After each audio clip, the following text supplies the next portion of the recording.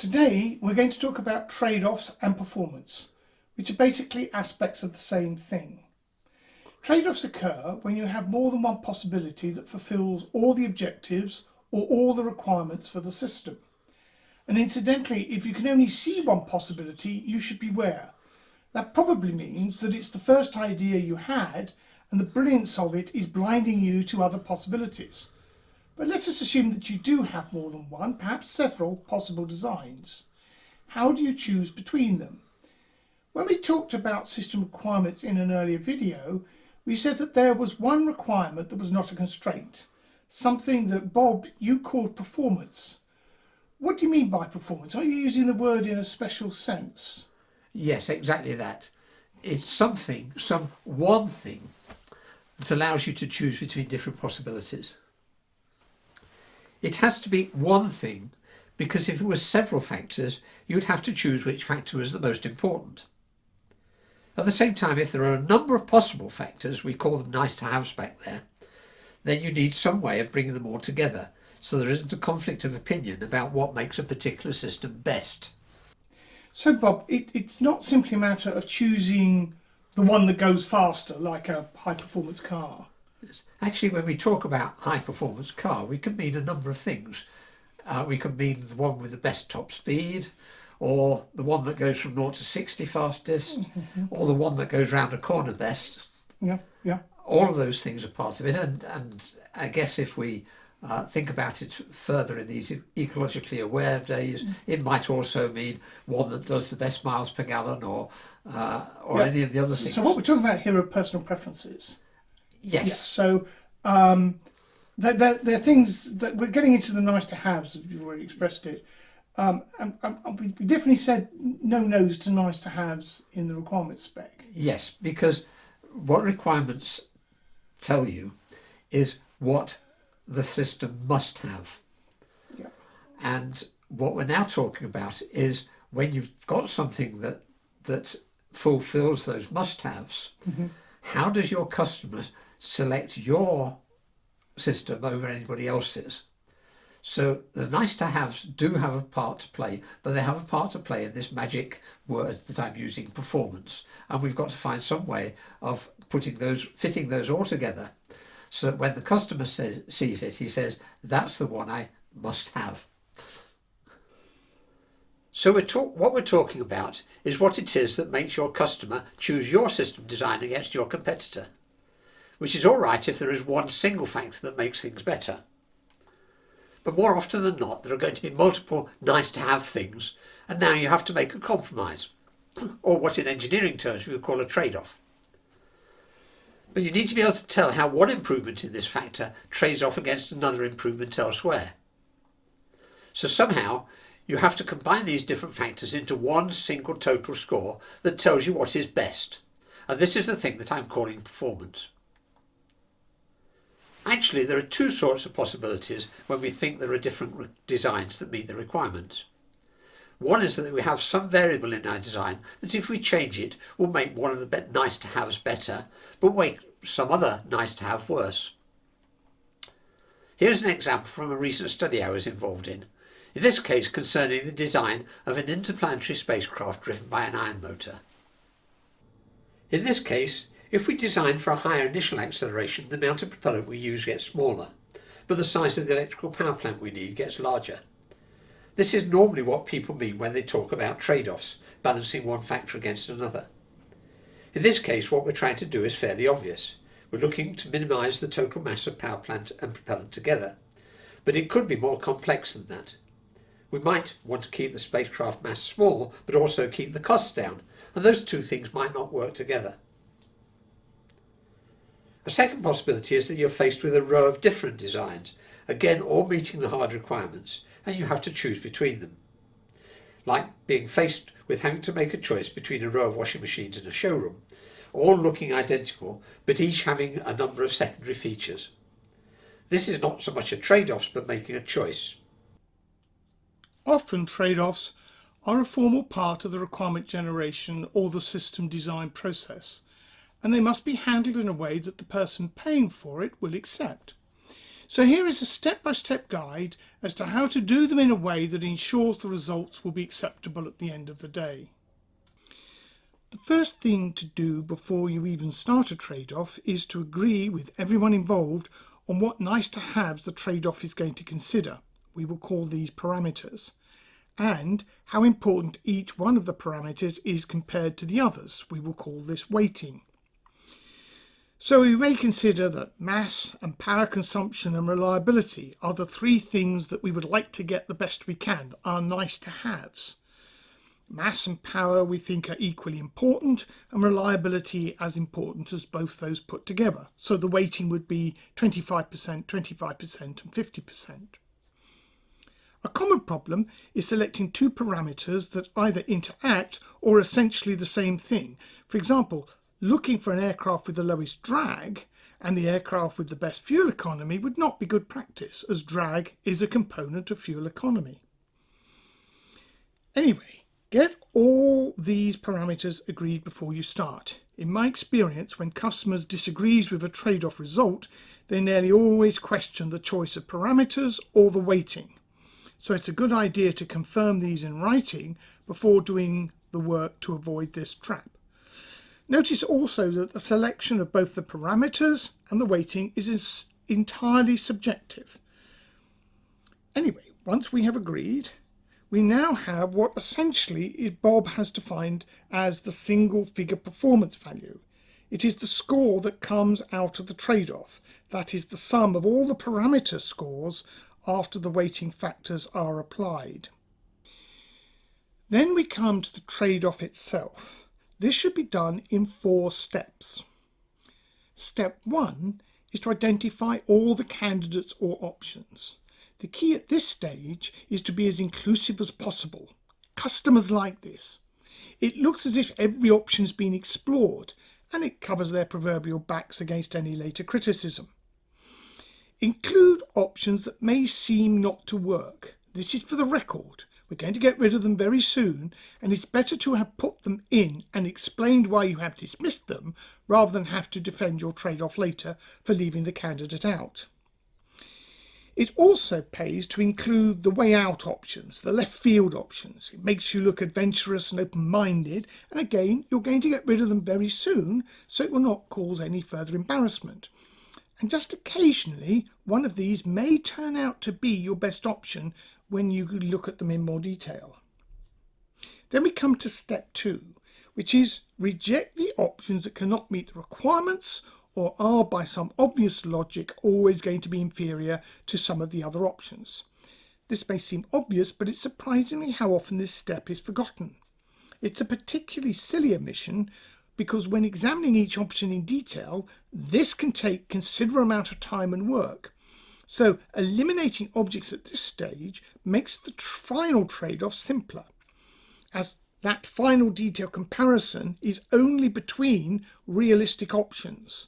So the trade-off ends up easier to understand, it has more impact, and is generally cheaper to do. Step 3, that is the detailed assessment, is the hard work. For each of the remaining options, you need to establish the value for each of the parameters that we are assessing against for each of the candidate options left after the initial rejection. In some cases, we can establish a numerical value where the parameter is something like the mass or the power consumption. But there may be factors that do not produce a hard number, and then we have to give it a subjective score. This is just like in the Olympics, where gymnastics, ice dancing and diving have to be judged by scoring because there is no hard measure of the outcome as there is in, for example, a race. However, this clearly introduces yet more subjectivity. Step 4 is the final scoring, where we take the raw scores obtained in step 3 and then normalise them. The point of normalisation is that we need scores to be out of the same number so we have leveled the playing field. You can look at the outcomes of any of the challenges on Top Gear or the Grand Tour to see the impact of not normalising scores. In principle, normalising is very simple. You decide on a perfect score, which could be either the best raw score in the study or some absolute value, typically the not to exceed value in the requirements. Then divide the raw score by the perfect score to create a fraction, and then multiply that fraction by the range you want, and presto, you have a normalized score. Here is an example, assuming that we're looking for the lowest mass solution. All three options meet the specification of under 1,000 kilograms, but by dividing the mass by the specification mass, we get a score for how much better they are. Then multiply the fraction by 10, and hey presto, we have a score out of 10. In this case, we have a low score is best, and we need to ensure that all the other parameters are also using a low score is good methodology. Also, the scores are very close, which is perhaps not really reflecting the value of a 10% mass saving that option C offers. So let's try another way. Here we calculate the mass saving over the specification and then create the fraction using the best raw score as the perfect score. And here we get a high score is good result and also a much wider range of values. But notice that the way the score is normalized can have a very significant impact on the result, and there is no correct way to do this. It's a matter of judgment and hence more subjectivity. But once we've got all the scores normalized over the same range, we can then apply the agreed weightings to get the final score for each case. And then these can be used to create one of Bob's value tables. And the one that performs the best wins the trade-off. So let us see that in action with an example from real life. This is a real trade-off that was done as part of a concept study into a sample return capsule. The idea was for a small capsule that could be housed inside the space station, it would be able to be loaded with samples from experiments, which could then be quickly returned to Earth for examination rather than wait months for the next space shuttle supply mission. It's a much smaller trade-off than usually happens with informal studies, but while this is atypical, it does mean that we can use it here as an example. The trade-off was to explore the best propulsion technology to perform the de-orbit manoeuvre that would enable a capsule to return to Earth. The first step is to lay out all the options. As you can see, this is the actual slide that was used in the final presentation to ESA. This includes every sort of chemical propulsion, regardless of my view of its likelihood to be viable, although in hindsight I realise I missed out liquid hybrid. Two of the options, gas by propellant and gas hybrids, are those wacky options. They have never been used on an operating spacecraft and would not normally be considered for space propulsion. The second step is the elimination of the unviable options. We looked at the total mass of the propulsion subsystems for each case that could do the deorbit burn mission. The cold gas system had a mass that exceeded the capsule total, so that could be eliminated. But all the others passed this test, so we then moved on with the remaining 5 options. We had 4 criteria in the detailed evaluation step. Mass, it's a space mission, obviously that's important to us. Complexity, which is a measure of cost. Technical risk and safety. Mass and complexity could be directly measured, but technical risk and safety were subjective judgments using scores where high is bad and low is good. And with these values, we can now go on to the scoring step. So here is the 4th step. The scoring in each box has both the normalized score and the final score after weighting. The weighting values can be seen in the top row. Mass was important, of course, but you will see that safety was especially a concern as the capsule was to share the habitable space with the crew. So fire, explosion, poisonous fluids all pose a very high risk of crew fatality. When you look at the final scores, remembering that a low score is better, we see that the gas hybrid wins by a comfortable margin, largely because of its low safety score amplified by the high safety weighting. All the other options have explosive materials, and most have poisonous chemicals, and even the gas bipropellant, the other unconventional choice in the initial selection, has hydrogen, which is a fire hazard. The gas hybrid uses gaseous oxygen, which is safe if it leaks, and polythene, which is about as safe as materials get. So, although it was an unconventional option, there were strong reasons why it won in the end. There is an understandable obsession with safety within the space station, and in this light, I think a gas hybrid was really the only option which would have got past a safety review. Bob is now going to explore value tables in more depth using an example of, oh look, what a surprise, it's a washing machine. I'm starting to wonder if we shouldn't be considering medical treatment for this obsession. Actually, in its simplest form, you've all been shown this before, so long ago that you've probably not even thought about it. I'm going to return to our washing machine example, because that's something you probably all are going to have to do sooner or later. But don't switch off if you think this is something you know already. There are subtleties and traps waiting for you when we get into this a bit further. Now, how do you decide which washing machine to buy? And if you don't know the answer to that, then you're going to be sold the one that the salesperson wants to sell you. And they do know what a performance of a washing machine is. It's the one that gives them the best commission. So, what makes a good washing machine? We might make a list like this. Price may well be a factor, but it's not the only factor. Unless you're very poor and have to buy the cheapest, and then you'll probably wonder why it is so cheap. One of the things that disadvantages the poor is that they have to buy the cheapest, which probably means that the standard is inferior, the reliability lower, and it will wear out sooner. Not having the capital to invest in a superior machine means they will keep paying more. It can be very expensive to be poor. But assuming that you have the finances to choose, you may worry about the reliability or the trustworthiness of different manufacturers. You may be interested in the number of different programs the machine will run, or how long it takes to complete a wash. And you may be interested in the economy of the machine, although modern machines come with an economy market and it's not something that varies too much. The way that you're probably taught to approach such problems was to create a little value table, and it might look like this.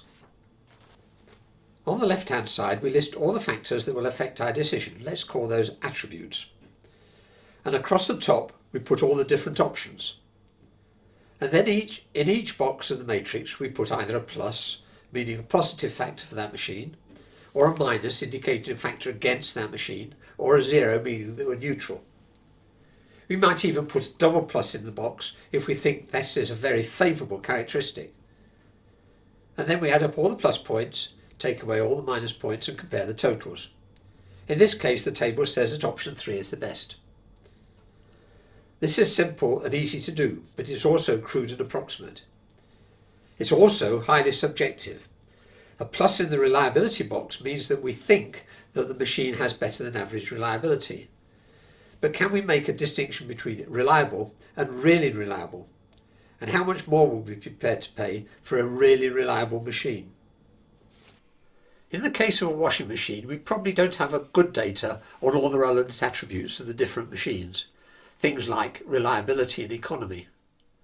But this course is not about making us good at buying washing machines. It's about doing good system design. And in that instance, if we've built system models for each design, we possibly do have good, albeit theoretical values, I'm assuming that we've not built anything yet, for the parameters that matter. That we're using somewhat subjective analyses may not be very important when we're dealing with a washing machine, but when we're dealing with a project costing perhaps hundreds of millions, we may want a more careful evaluation. And as we shall see, getting completely away from subjective judgments may not always be possible, but more careful analyses are. So let's go back to our washing machine table and put in some values carefully made up. Now we have some actual values to base our judgment on. What we find is that option 3 scores over option 2 in our original table by having many more programs and a shorter cycle time. But option 3 is £70 more expensive. If I think that option 2 has sufficient programs for me, then that difference may not be important enough for me to justify the extra expenditure. I've called these sort of tables value tables, and that's important. What we're listing is the value that we put on each of the different attributes. Not only do we not particularly have precise measurements like excellent or poor, but the importance that we give to these measures will depend on what we're looking for. This subjective element will persist as we look at trying to get a good measure of performance. The importance of value tables may be as much in focusing our attention on what we really want as making a decision between different options. But it's not immediately obvious in this table just how we should add up a cost in pounds, a reliability is simply classed as poor, good or exceptional, an economy described by a letter, and a program number. Often how this is done is to mark each attribute on a scale from 1 to 10, 1 being undesirable and 10 being perfect. Scoring in this way is often described as allocating figures of merit. This helps us to get each attribute value the same way round, so that a high cost will have a low value figure of merit, and a high reliability would score high. And now we do have the possibility of having something we can add up to compare different options, as in this table. This still has strongly subjective elements in it. The price of option 4 is 67% greater than option 1, but whether that means that the figure of merit for option 4 should be 3/5 of option 1 or some other value will depend on the state of your bank balance or whether the higher value will max out your credit card balance this month or not.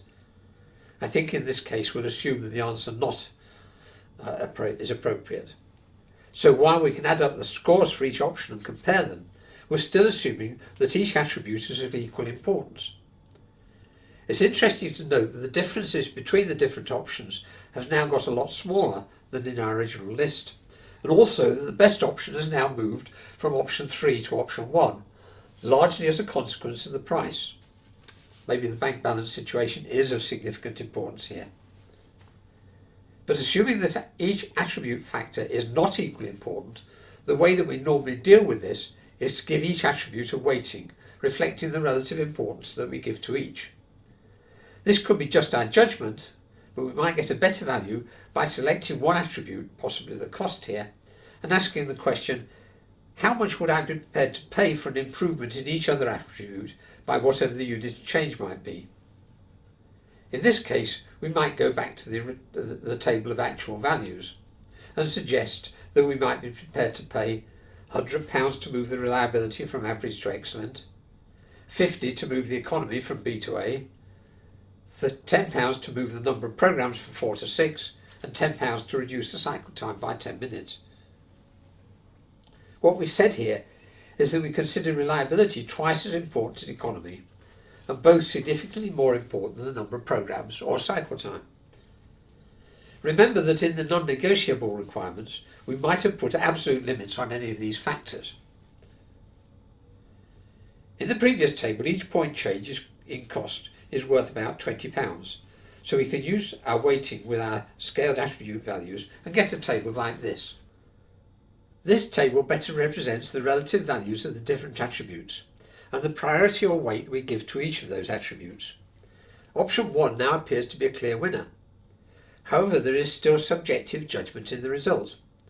If we decided that the weight that we applied to economy moved from 25 to 35, for example, the preferred option would shift from option 1 to option 2. That's the warning that goes with this analysis. Weighted value tables are a useful method of combining many desirable features into a single performance figure. But it's also clear that by adjusting the weighting factors, or by changing the assessment of the relative value of each attribute, we can get any answer you like. This is not an attempt to say don't do it. To a large extent, it represents the only way of bringing the relative values of different attributes into a single performance value. But the true importance of this exercise is that it should make us think about what we mean by putting a particular value in each box of the value table. What slavishly following the procedure I've outlined can do is to stop you thinking about what you're doing. I have in mind a particular example in my own career. I once attended a final presentation by a group that had been given the task of looking at potential new propellants for future spacecraft. They'd done a thorough job looking at 9 or 10 different factors that might affect the decision of which propellant system to pursue. Such things as cost, performance, in this case meaning specific impulse, safety and technological readiness. They then allocated relative scores out of 10 to perhaps half a dozen options. They then considered carefully what weight they should give to each attribute and produced a weighted value table to select the best, which was the end point of their presentation, giving the best score on preferred selection to option 1, and this is their table. Bob, what does 0 in safety mean? Exactly the question I asked. Remember, this was the end of a fairly extensive contract. By going through a careful and detailed exercise, the team had been blinded to the result that option 1 might be the best propellant system to use, apart from the fact that it would blow up every time you used it. So while integrating nice-to-have attributes into an overall performance figure through a value tables is a very useful tool, and sometimes it's the only tool you have, it should be used with caution and awareness. It's very far from being a mechanical process that we can go through quickly and without thinking. It's very much the opposite. It demands careful evaluation and awareness of what each step along the way actually represents. I think that Mark has another example of this in action. When it was introduced to me, it was as a formal method called MCDA, and I had to go and look up what that stood for. It stands for Multi-Criteria Decision Making, and it turns out this is the same as the method that I've just outlined to you on a somewhat larger scale. And that should ring alarm bells. When somebody uses an unfamiliar name for what they're doing and hides it behind a set of initials, they're probably trying to persuade you that they know more about this than you do, and its value is probably to add a couple more zeros to the right-hand side of their consultancy fee. In some respects, Bob is right. Using the term MCDA to describe a trade-off is a little pompous, and in the case we're going to look at here, they were presenting their results in a government context and probably felt that describing it as a multi-criteria decision analysis rather than just a trade-off gave their report some additional weight. But it can also be confusing, as multi-criteria decision analysis can also refer to a more mathematical process to explore design space, which Bob will look at a little later. What I want to look at here is a report by the British Committee on Radioactive Waste Management, which was set up to establish the best approach to the permanent disposal of radioactive waste from the nuclear industry. The approach they took was a classic 4-stage trade-off. They started with a list of 15 options, trying to cover every proposal, and they included the way out one, such as disposal in the ice sheets, or in the Earth's subduction zones, or in space. They then eliminated 66 of these options after a preliminary investigation, leaving 8 to examine in detail. And here we have the flow diagram of the third step, in which the remaining 8 options were entered in for a detailed assessment. They also compared it with the objective, here called the waste stream, which is an assessment of the problem that they were dealing with. We can see they also established evaluation criteria and then established weighting for those criteria through a public consultation process. The actual scoring is done by expert panels, whose results were then peer reviewed. Here we have the criteria they used and the weighting they were given. Interestingly, cost was not one of the criteria, perhaps because they were getting their weightings by consulting taxpayers who will have to pay for it, and they were maybe worried it would be given undue emphasis. The conclusion they reached was for a phased geological deep disposal, that is, burying it in the ground. So was this the right answer? Well, I looked at the reports they produced to reject the space option. They were written by somebody who did not know anything about the space industry and made many howling mistakes. And it was reviewed by 2 people who were equally ignorant and did not spot those mistakes. so their decision to reject it as an option was, in my view, flawed. So what's the problem here? I think fundamentally it is the old problem of not enough early investment. The committee's budget was very limited, £1 million or two, and it could not commission research where it found insufficient evidence. This is a reminder that the trade-off process can be very expensive when dealing with major decisions like this. The final option selected by the committee has a bill of around £40 billion. So on that few percent basis we've established earlier, we would need to spend around £1 billion and spend it properly in order to get a good enough picture to make a sound decision. The committee had literally spent a thousandth of the money that it should have done. But the committee was aware of the limitations of a trade-off, as this quote from the report shows. It highlights that any trade-off is subjective, and it does not give definitive answers. Its real use is to structure subjective decision-making and then record it in a way that the thinking can be clearly seen by everyone who is outside the process. The important question is, whose opinion is the important one? In the case just shown, it's probably public opinion. More often, in the case of systems you and I might be involved in, it's the customer. In real life, it's highly unlikely that you will find a definition of performance in a requirements document, or a list of key parameters with their weightings. Sometimes this will be hidden in the bad practice of nice-to-haves. Sometimes it's the customer playing their cards close to their chest and being reluctant to tell you how to win the contract to leave them room for manoeuvre.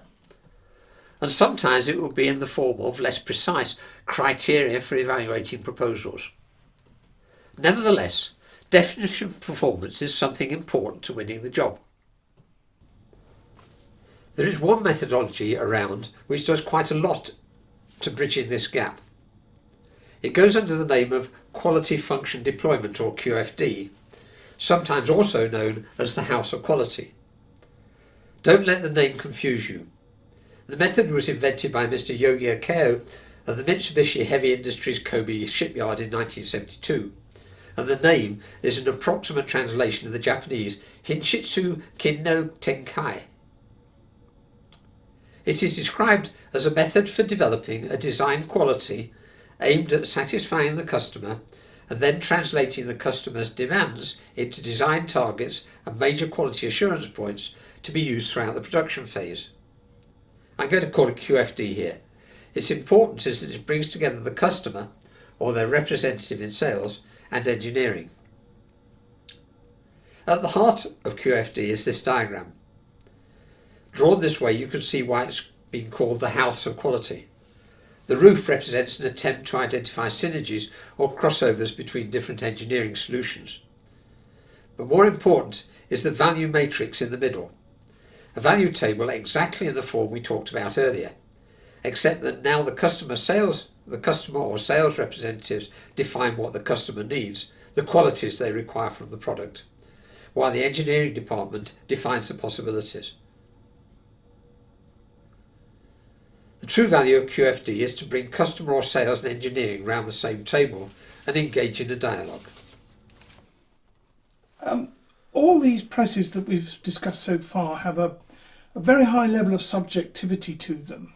Is there any way we could make the decision making more objective? The more part of that objective is the important thing.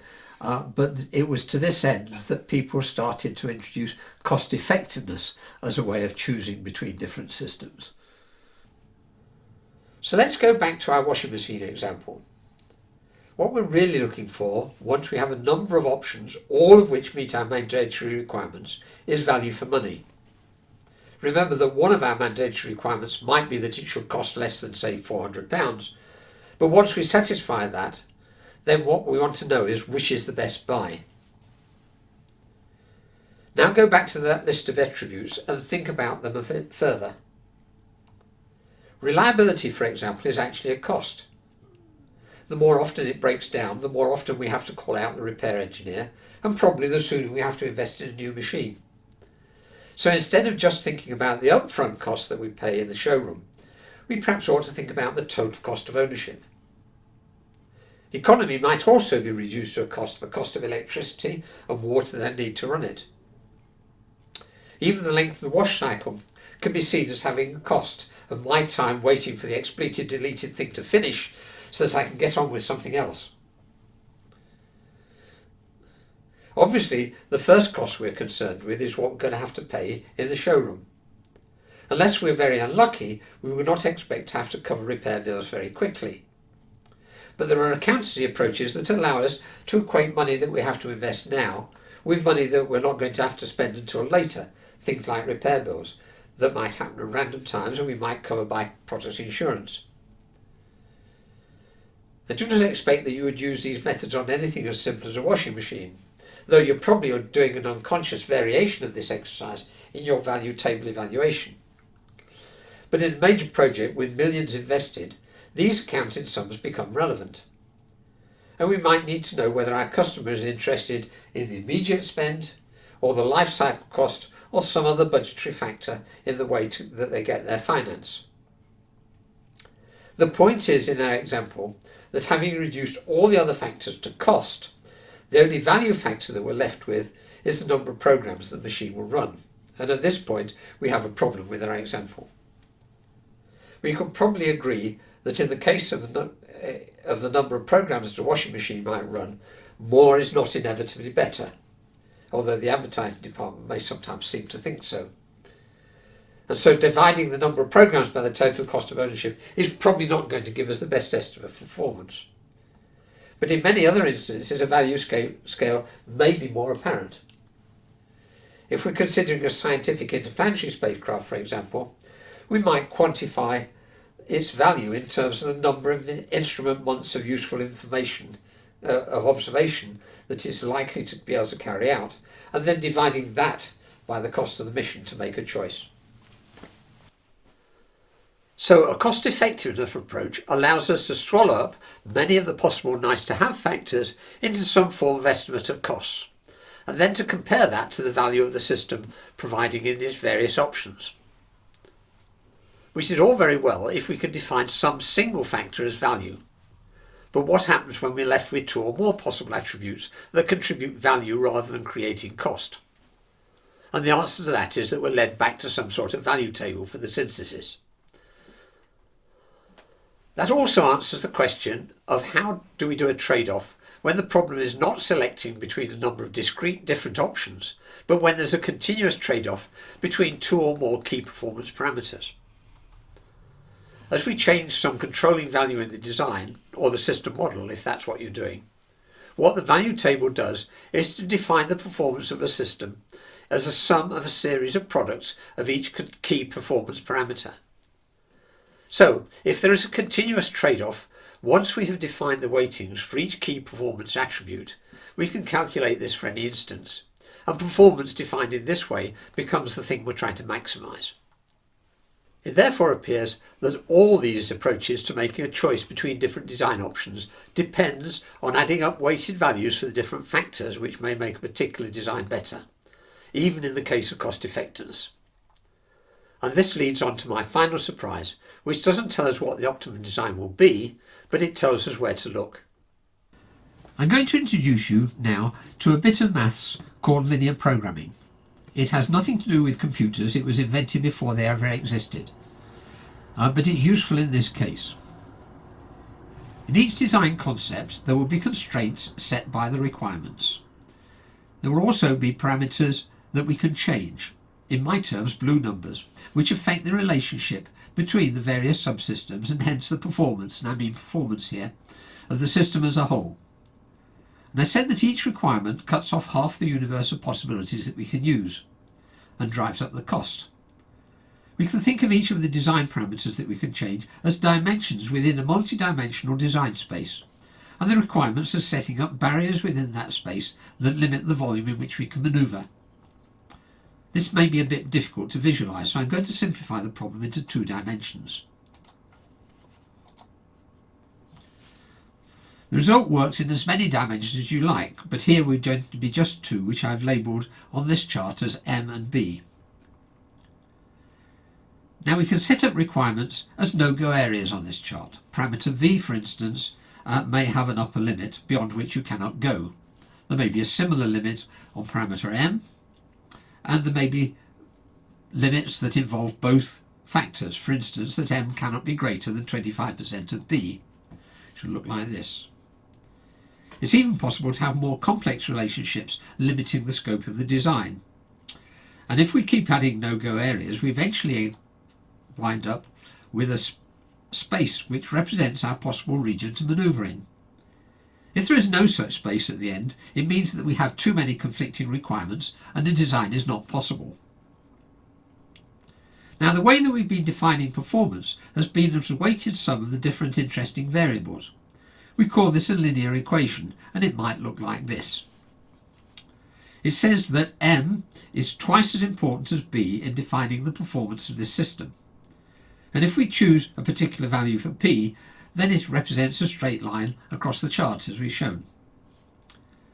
If we then look for values of p which are increasing, these represent a series of moving lines moving upwards like this, with the area at the top right steadily decreasing until we end up with a maximum value of p in this corner.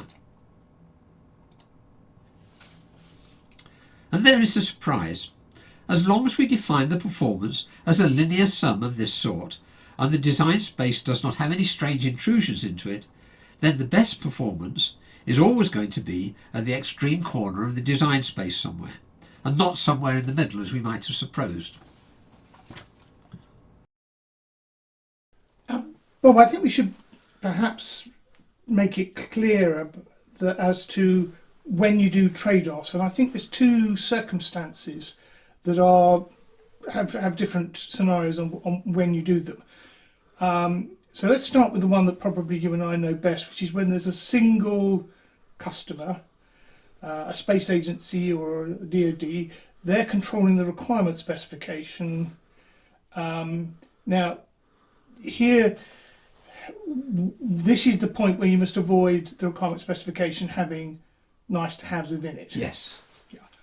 So the first set of trade-offs are done in the requirement generation phase, while the customer is deciding for himself how to balance his nice to haves. Yes, Yeah. in that very early phase, Yeah.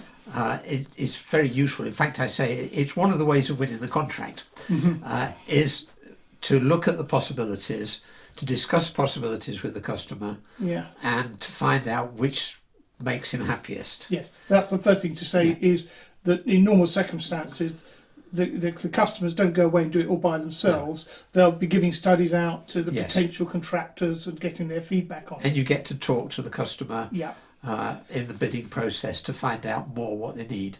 But he does the final trade-offs, and he decides which of the performance parameters become hard numbers that then go into the requirement spec. Yes. Yeah. Now, there is a case which we looked at briefly in the past with the YF-22 and the YF-23, where the US Air Force decided to pick the YF-22 because it had better agility, which were Donald Douglas and Northrop, who did the losing vehicles, said, well, hang on a second, ours is faster, it's more stealthy, and the only reason it's not more manoeuvrable is because we infrared shielded it, so it can't be shot down with infrared missiles. And this is a case where there are multiple factors, but the customer hasn't said how he partitions the performance between those factors. Yeah. And as a consequence, both, and this is not uncommon, that the suppliers are guessing what the customer is going to do, and that's fair enough if it's a fairly small job, but it means that the customer is being unfair when it's a multi-billion-dollar contract. And indeed, McDonnell Douglas Northrop did actually query and ask for a review of the decision, and quite rightly, was sued yes, as a consequence. But it also means that when we do have a requirement spec in those circumstances, and you're doing the system design, you don't do trade-offs on requirement performance or anything. Your trade-offs now become what you, in your circumstances and with your engineering judgment, gets to meet the requirement at the lowest cost. Yes. And if you're, again, to give an example of one where that didn't happen, it was a project I was on called the Neutral Particle Beam. It's being led by Lockheed. And Lockheed and Grumman, who were teamed on this one, realised or thought that they could easily offer twice the performance, twice the beam energy that the customer had asked for. And so that's going to be a winner. And of course they didn't win, because by then telling the customer he got his performance value wrong is telling him he's an idiot and he got his numbers wrong. Yes. Customers tend not to want to hear Yes. that. Yes. So it's an absolute no-no to change requirement specs, to trade off into requirements. It is Yes. trade-offs at that stage. Are you deciding the lowest cost way that you, the Yes. safest way of meeting those requirements? Ultimately, if you've met all the requirements, including the required performance, then it should be the lowest cost that wins. Yeah. Even though we do have that cartoon about the astronaut on top of his rocket, remembering that this was built by the lowest bidders on each component. Yes, exactly, yes. Which actually was not necessarily a bad thing, because they would have met the spec, Yes. which is the key point there. So then there's the second situation, which is something more akin to an aircraft company making an airliner for many airlines. When they're not responding to an airline's requirement specification, it's actually their sales and marketing team who are acting as the customer. And here the requirement specs are a little softer. It's no longer a contractual document. It's going to be contractual on the engineering department eventually. I think, yes. But it's actually a case where the customer is basically the sales department, and the sales, and this is what the importance of QFD was, that it sat engineering and sales around the same desk. Yeah, so that's a particularly good procedure if you're in the circumstance of being able, if you like, there's some latitude between a more flexible dialogue when you can trade off requirements while you're doing system design. You go that's what sales is supposed to do. Yes. Quite often it's not, except that if you go out into the commercial, domestic world, as it were, that's what happens all the time. You have the sales department is out there finding out what will sell and coming back and telling the engineering department what will sell, and then the engineering department says what they can make, and the two go together, and the trade-off is to find a balance. The balance, yes. Customers would really like a time machine. Engineering says, well, you can't have that, to use an example we've used earlier, but sales department come back and say customers want more pre-roll buffer in their sound recorder, and indeed the Mark II of the sound recorder we can do that, increase the buffer length. Yes. Well, I think that finishes this video off for us.